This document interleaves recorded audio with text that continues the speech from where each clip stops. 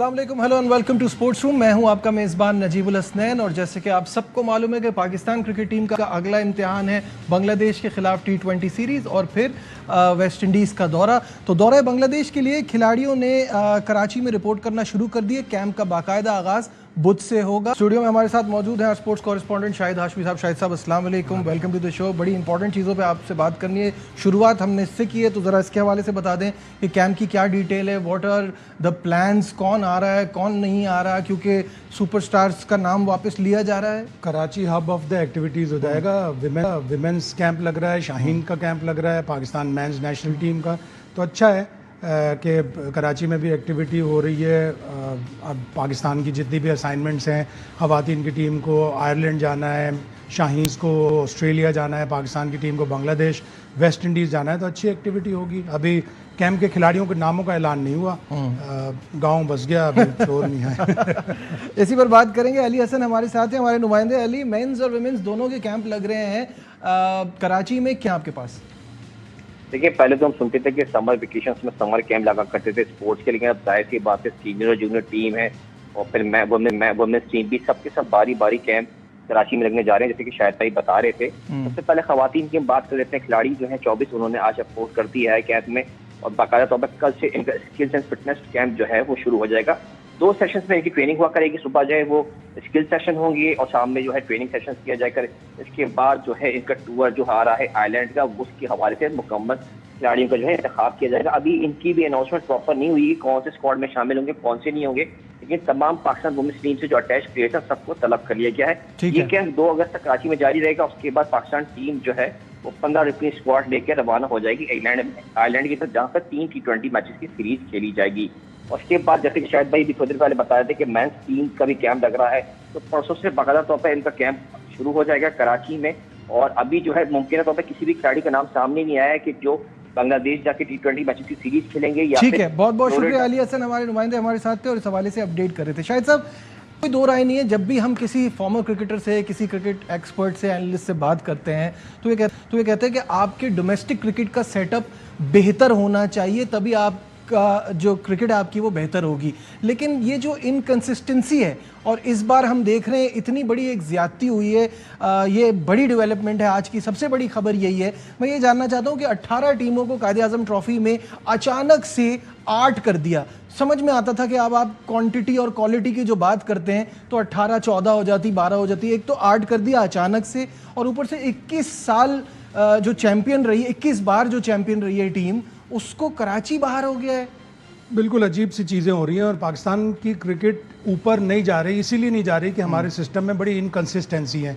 एक साल 6 टीमें होती हैं, फिर 8 हो जाती हैं, फिर 16 हो जाती हैं, 16 से एकदम से एब्रप्टली आप कहते हैं 8 हो जाएंगी अगले साल। आप ग्रेजुअली करें किसी भी चेंज को। अगर यही पिछले सीज़न से पहले 18 टीमों को बता दिया जाता कि जी अगले साल हम 8 टीमों पे आ जाएंगे, तो वो अपनी कारकर्दगी बेहतर करते हैं। आपने प्री वॉर्न किया नहीं, एकदम से आपने एब्रप्टली 18 से 8 कर दी।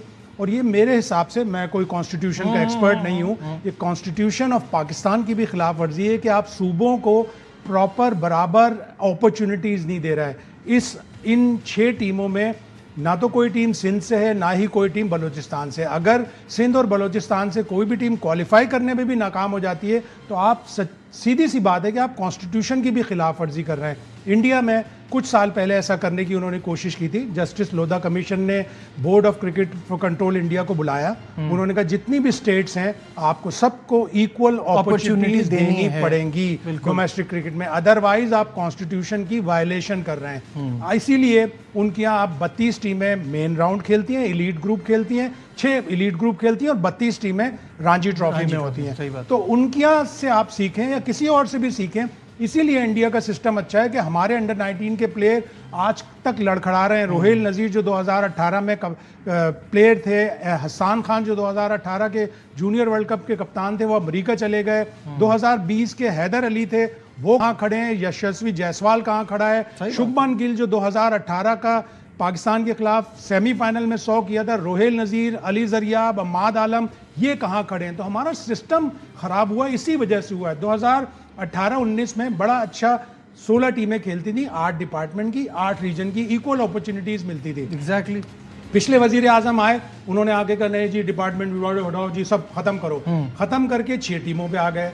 अगले 4 सीजन तक 6 टीमें चलती रहीं, which was a clear violation. और आप लैक ऑफ अपॉर्चुनिटीज दे रहे हैं, डिपार्टमेंट बंद हो गए, लोग कितना सुना, बेरोजगार हो गए, टैक्सियां चला रहे हैं। 6 टीमें अगले 4 सीजन में चली, फिर 8 टीमें हो गई।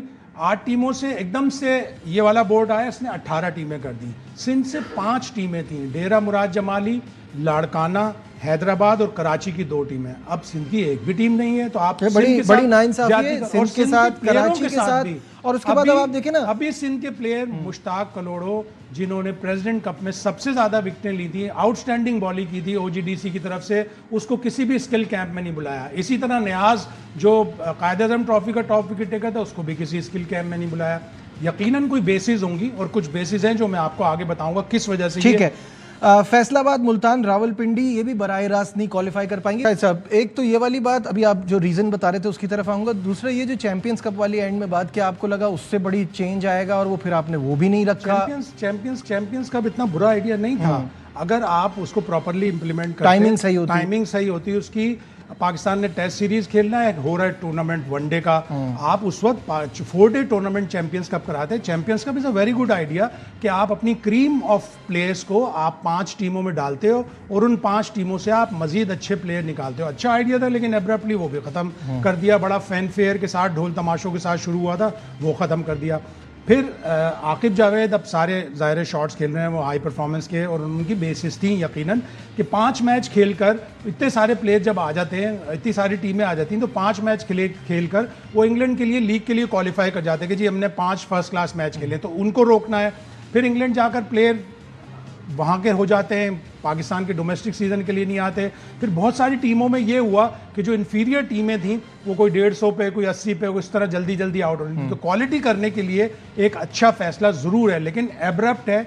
आपको पहले टीमों को, इस साल आप ये करते कि चलो आप 18 से 12 कर लेते हैं, आप कहते हैं कि हम 12 टीमें कर रहे हैं, ये 12 टीमें हैं, अगले साल अभी से हम आपको बता रहे हैं कि हम 6 कर देंगे और 2 ने क्वालिफाई करना है। तो आप एब्रप्टली अगर करेंगे तो फिर इसी तरह के डिसीजन होंगे। बिल्कुल सही है। जो आप कह रहे थे कि मैं आपको बताऊंगा पॉइंट्स कि इसका रीजन क्या है, यही रीजन है। तो ये रीजन है कि उन बहुत सारे जब प्लेयर खेलने लगते हैं, ज्यादा टीमें खेलती हैं, तो जैसे 18 टीमें खेलती हैं तो 18 इंटू 11 इतने सारे प्लेयर्स खेलना है जो 190 के करीब बन जाते हैं। वो प्लेयर 5-5 फर्स्ट क्लास मैच खेलते हैं और लीग के लिए क्वालिफाई कर लेते हैं इंग्लैंड में होने वाले, उसको रोकना है। फिर क्वालिटी को बेहतर करना है कि कम स्कोर पर इन्फीरियर टीमें आउट हो जाती हैं। बावजूद इसके कि आपने बैलेंस करने की कोशिश की थी पिछले सीजन में कि कराची के बहुत से प्लेयर दूसरी जगहों पे जाकर खेल रहे थे, उससे कराची का तो नुकसान हो गया कि आपकी 2 टीमें दोनों कुछ भी अच्छा नहीं कर सकी। सही बात है। तो ये बहुत सारी चीजें इस पे यकीनन रिव्यू होना चाहिए। रिव्यू होना मस्ट है। नदीम उमर जो कराची रीजन के प्रेसिडेंट है, उन्होंने डिसेंट नोट इसके ऊपर लिखा है, यकीनन वो उसको फाइट भी करेंगे। उन्होंने जोन्स की मीटिंग बुलाई है और रिव्यू करना कोई बुरी बात नहीं है। यकीनन जो डोमेस्टिक टूर्नामेंट की लोग हैं, जुनैद जिया हो गए, खुर्रम अब्दुल्ला नियाजी हो गए, उन्होंने यकीन बताया होगा कि हम एब्रप्टली खत्म नहीं कर सकते। ठीक है, लेकिन ऑर्डर ये आया कि जी एक फैसला हो चुका, तो अब ये फैसला हो चुका। बिल्कुल सही है। कामरान अकमल इस वक्त हमारे साथ हैं, फॉर्मर विकेटकीपर बैटर। कामरान, ये फिर जो हम बात करते हैं, कंसिस्टेंसी नहीं है, एक बार फिर तब्दीली हो गई है, कराची के साथ ज्यादती हुई है और बहुत सारी, मतलब इसमें से टैलेंट को बड़ा नुकसान पहुंचेगा पाकिस्तान में। आप क्या सोचते हैं? बिल्कुल नहीं जी, मैं भी 6-7 साल से ऐसे ही देखता हुआ आ रहा हूँ और अब तो हम सबको यूज टू हो जाना चाहिए कि जो भी कोई नया बंदा आएगा ना, वो अपने तरीके से डोमेस्टिक क्रिकेट चलाएगा। और मुझे अफसोस ये है कि जिन्होंने ये सिस्टम बनाया उनको आइडिया नहीं है कि वो क्रिकेट किस सिस्टम में खेलते रहे हैं, क्यों वहाँ पे सिस्टम स्ट्रॉन्ग था, क्यों वहाँ पे मेरिट पे सिलेक्शनें होती थी, फिर उसके बाद क्वालिटी ऑफ क्रिकेट क्यों था, और क्यों हमारी इंटरनेशनल टीम अच्छा परफॉर्म कर रही थी। इसलिए कि क्योंकि आपका ये डोमेस्टिक का सिस्टम बड़ा स्ट्रॉन्ग, प्रोसेस बेहतर था।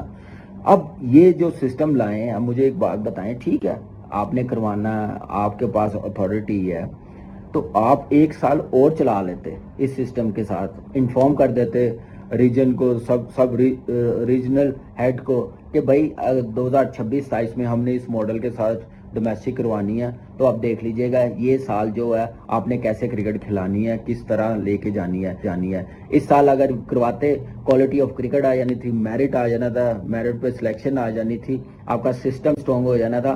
फिर अब जो बेस्ट टीमें होती, आप उनका 8-10 टीमों का कह देते उसका आप कायदे आज़म ट्रॉफी 26-27 में करवा लेते। तो ये ज्यादती है कराची की टीम के साथ, कराची के लड़कों के साथ, क्योंकि मेरिट बहुत है। क्योंकि मैं आपको पता है कराची में अब ज़्यादा रहता हूँ, देखता हूँ मीडिया पे भी, ग्राउंडों में भी जाता हूँ, तो वहाँ पे टैलेंट बहुत है। वहाँ पे तो 2 टीमें भी बनानी हो तो बड़ा मुश्किल हो जाता है टीमें बनाना। तो इतना लड़का वहाँ पे, तो उनको ऐसे राइट ऑफ कर देना फर्स्ट क्लास से, तो ये अच्छा साइन नहीं है पाकिस्तान के लिए और पाकिस्तान की क्रिकेट के लिए। ठीक है, बहुत बहुत शुक्रिया। कामरान अकमल भी हमारे साथ हैं। यहाँ लेते हैं एक ब्रेक, कहीं मत जाइएगा, will be right back.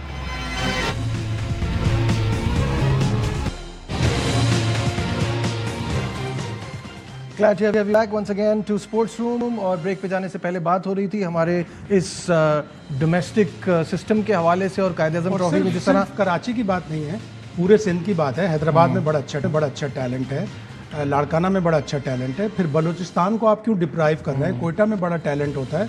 Quetta gladiators की टीम हमारी PSL में शामिल है। मुल्तान में बड़ा जबरदस्त है। रावलपिंडी वाले अपनी एकेडमी चलाते हैं जिसमें बड़े अच्छे प्लेयर्स आते हैं और वो ग्रेड 2 खेल रहे हैं। इसी तरह रावलपिंडी को आप किस तरह एलिमिनेट कर सकते हैं? तो यकीनन पाकिस्तान क्रिकेट बोर्ड को सोचना चाहिए, इसके ऊपर रिव्यू करना चाहिए। 8 के बजाय 12 टीमें कर लें। 18 से आप एकदम से जंप लगा के 6 या 8 पे नहीं आ सकते। 18 से आप 12 कर लें। एक सीजन तो अपनी उस बात पे कायम रहें जो आपने पिछले सीजन में की थी। और इसी तरह चैंपियंस कप का जो आपने इवेंट्स करवाए थे उसके ऊपर भी आपको एक स्टैंड लेना चाहिए कि आप एक T20 का टूर्नामेंट आप सारी टीमों को डालकर नेशनल T20 करा दें, फिर एक 5 टीमों का भी T20 करा लें, इसलिए कि अगले साल आपने वर्ल्ड कप खेलना है। बिल्कुल सही है। साथ साथ आपको ये भी बताएं कि पाकिस्तान से 2 तरफा की बजाय 3 मुल्की सीरीज होगी। ये अफगान क्रिकेट बोर्ड ने तस्दीक है। इनके चेयरमैन ने भी बताया है कि पाकिस्तान से अगस्त में T20 सीरीज़ कैजुअल थी। अच्छी बात यह है कि सीरीज़ UAE में हो रही है और पाकिस्तान की तजवीज़ है कि एक और टीम इसमें शामिल कराई जाए, तो ये ट्राई नेशन होगी और ये एक अच्छा प्रैक्टिस हो जाएगी बिफोर एशिया कप। अभी तक एशिया कप पे तो अजीब से बादल छाए हुए कि होगा भी कि नहीं होगा। ACC ने लेटर लिखा हुआ है BCCI को कि आप जवाब दें, आप होस्ट हैं, आप करवाएंगे नहीं करवाएंगे, UAE में करवा लें, कहाँ करवा लें।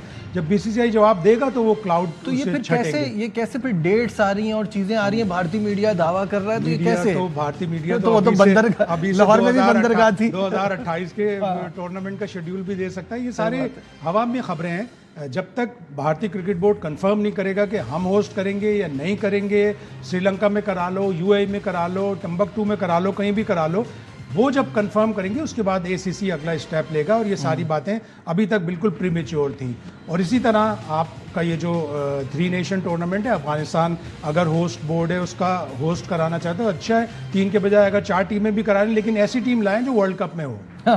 लेकिन हाँ, अब तो वो बेसिकली अगर आप 3 करा रहे हैं तो बात तीसरी UAE की भी चल रही थी ना, तो UAE होगा तो वो एशिया कप की तैयारी हो सकती है। आपने को बड़ी टीम आपके साथ इस वक्त कहाँ है? अफगानिस्तान के पास है, अगर बड़ी टीम कोई आए तो ज्यादा उसमें होगा। कनाडा ने भी क्वालिफाई कर लिया, व्हाई नॉट कनाडा? ये भी हो सकता है, सही है।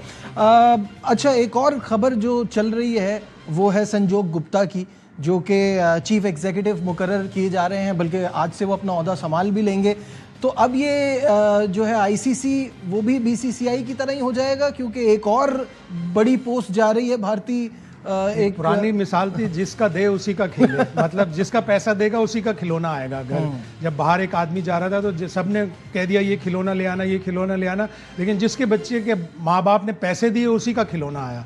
तो जिसका पैसा उसी का वो। लेकिन संजोग गुप्ता एक हाईली एक्सपीरियंस्ड आदमी है और वो ब्रॉडकास्ट डील के लिए अब चूंकि ICC को प्रॉब्लम होगा ब्रॉडकास्ट डील का, इसलिए कि इतने कॉम्पिटिटर्स नहीं हैं। सही है। जो 2 बड़े चैनल थे इंडिया के, वो दोनों मर्ज हो गए।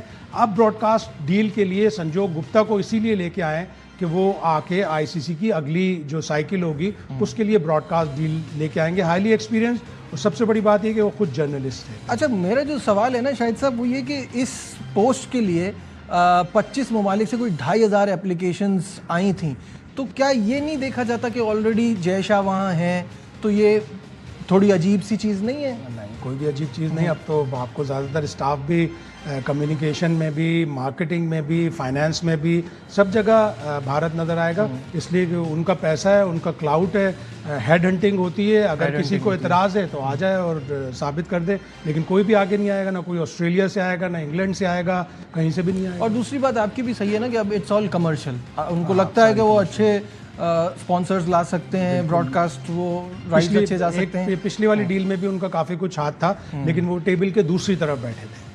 हाँ जी बिल्कुल, ठीक है। मूविंग ऑन, बात हो रही है इंडिया की, तो तारीखी फतह जो कल उन्होंने हासिल की है। एजबस्टन में इससे पहले कभी नहीं जीते थे, यहाँ जीते भी तो 336 रन से कामयाबी हासिल की। शायद साहब, taking nothing away from India, बहुत ज़बरदस्त खेला, नया कप्तान, इतने ज़बरदस्त रन्स, 585 रन हो गए 2 टेस्ट मैचेस में, इट्स अनबिलीवेबल। फिर बॉलिंग भी बड़ी शानदार कराई विदाउट बुमराह। लेकिन मुझे ऐसा लगता है कि इंग्लैंड अपने एरोगेंस में मारा गया कि अच्छी पिच थी, अच्छा मौसम था, आपने बैटिंग उनको दे दी, हर बार तो आप बड़े बड़े स्कोर नहीं बना पाएंगे। एरोगेंस की सजा मिली है बेन स्टोक्स को भी और बेसबॉल को भी। मैकलम ने ये कहा प्रेस कॉन्फ्रेंस में पोस्ट मैच कि जी हम ऐसा लग रहा था जैसे सब कॉन्टिनेंटल कंडीशन में खेल रहे हैं। तो सब कॉन्टिनेंटल कंडीशन आप ही ने दी उनको, आप ही ने इस तरह की और आपने टॉस जीत के पहले टेस्ट मैच में आप इसलिए बच गए कि इंडिया के 2 कोलैप्स हुए और इंडिया ने कैचेस ड्रॉप किए। अनलूजेबल टेस्ट मैच उन्होंने हारा था। यहाँ पे ऐसा कुछ भी नहीं हुआ। एरोगेंस में उन्होंने पहले बॉलिंग की, 587 रन बना दिए, टोटल इतना बड़ा टोटल था। फिर सेकेंड इनिंग में उन्होंने कहा पूरा हम टाइम लेंगे। बहुत से लोग क्रिटिसाइज कर रहे थे कि शुभमन गिल ने बहुत लेट डिक्लेरेशन किया, बारिश आ जाती, वो फिर उनकी किस्मत होती कि बुरी किस्मत होती। नहीं, लेकिन ये मुझे लगता है कि ये थोड़ी सी उनकी भी नेगेटिव अप्रोच थी। जब आप 500 रन पे सेफ नहीं फील कर रहे हैं ना, ऐसा इमेज बना दिया कि 450 500 सेफ नहीं लग रहा था उनको। और फिर वो ये चाह रहे थे कि अपने बॉलर्स को आखिरी 10-12 ओवर करा के अगले दिन फुल थ्रॉटल के साथ लाएं। गेंद भी नहीं होगी, लेकिन बारिश की चांसेस थे, बचत हो गई कि ज्यादा नहीं हो जाती तो उनकी मुसीबत आती। लेकिन इंग्लैंड ने पूरी सब कॉन्टिनेंटल कंडीशन दी है। आज तक मैंने नहीं देखा कि इस तरह रन्स बने हो इंग्लैंड में और इस तरह बॉल बिल्कुल भी मूव ना हो रहा हो। 3365 रन 2 टेस्ट मैचेस में बन गए। बाउंड्रीज इतनी खुली मारी है इंडिया ने, 231 बाउंड्रीज मार ली है इंडिया ने 2 टेस्ट की 4 इनिंग्स में। 31 सिक्सेस 31 मारना बहुत। और इंग्लैंड की बॉलिंग बिल्कुल टूथलेस लग रही थी, बिल्कुल। और उन्होंने ये भी गलती की कल कि उन्होंने आते ही हैवी रोलर लिया। जब आप देख रहे हैं कि थोड़े बहुत क्रैक्स हैं, जब आप हैवी रोलर लेते हैं, और ये जॉनथन ट्रॉट ने कहा कि जब आप हैवी रोलर लेते हैं तो वो क्रैक्स थोड़ी देर बाद और मजीद ओपन हो जाते हैं। उसका फायदा जडेजा ने भी उठाया, वॉशिंगटन सुंदर ने भी उठाया और आकाशदीप ने भी उठाया। और इसी वजह से इंग्लैंड को शिकस्त। आकाशदीप की तो खैर जितनी तारीफ की जाए कम है। 8वां टेस्ट मैच लग ही नहीं रहा कि अभी सिर्फ इंग्लैंड में 10 विकेट लेने वाले पहले बिहारी बॉलर वो बन गए। बिहार से हैं वो। और लेकिन अब इंग्लैंड कह रहा है कि हम बड़ी लाइफ वाली पिच बनाएंगे लॉर्ड्स में। तो लाइफ वाली पिच बनाओगे तो बुमराह वापस आ जाएगा और फिर आपको ही वो तंग करेगा। तो अब इंग्लैंड के पास लेकिन सीरीज एक्साइटिंग हो रही है, सिचुएशन हो गई कि अब उनके पास हारने वाली कोई चीज। एक आखिरी सवाल बचा है, वक्त खत्म हो रहा है। मुझे नहीं समझ में आ रहा मुल्डर क्या सोच रहा था। जिम्बाब्वे के खिलाफ मैच था, ये WTC का हिस्सा भी नहीं है। 367 करके डिक्लेयर कर देना, तो थोड़े से रन तो चाहिए थे। वर्ल्ड रिकॉर्ड तो वर्ल्ड रिकॉर्ड होता है। दूसरा दिन थर्ड डे होता तो चलो कोई बात भी थी। लेकिन यकीनन वो आके पोस्ट मैच, आज का जो पोस्ट मैच होगा उसमें आके वो बताएंगे कि मैंने क्यों डिक्लेयर किया। टीम फर्स्ट वाली बात करेंगे, ऐसी कोई बात करेंगे तो ठीक है। हाँ, मुझे मतलब ये कुछ सेंस नहीं आई इस बात की। हमें तो ये खुशी होनी चाहिए कि ब्रायन लारा का रिकॉर्ड रह गया। और वो ब्रायन लारा का रिकॉर्ड इंग्लैंड के खिलाफ है और डिजर्विंग रिकॉर्ड है। और क्या बड़ी बात है इसकी कि आपका 375 बनने के बाद जैसे ही टूटा, उसके बाद आपने फिर उसी टीम के खिलाफ 400 किए जिसके खिलाफ 375 थे। तो बहुत क्रेडिट जाता है। ब्रायन लारा का रिकॉर्ड नहीं टूटना चाहिए। बिल्कुल, बहुत बहुत शुक्रिया शाहिद हाशमी साहब, आज के प्रोग्राम में हमारे साथ थे। प्रोग्राम में बस दीजिए अपने मेज़बान नजीबुल हसनैन को इजाज़त। अपना बहुत ख्याल रखिए। अल्लाह हाफ़िज़।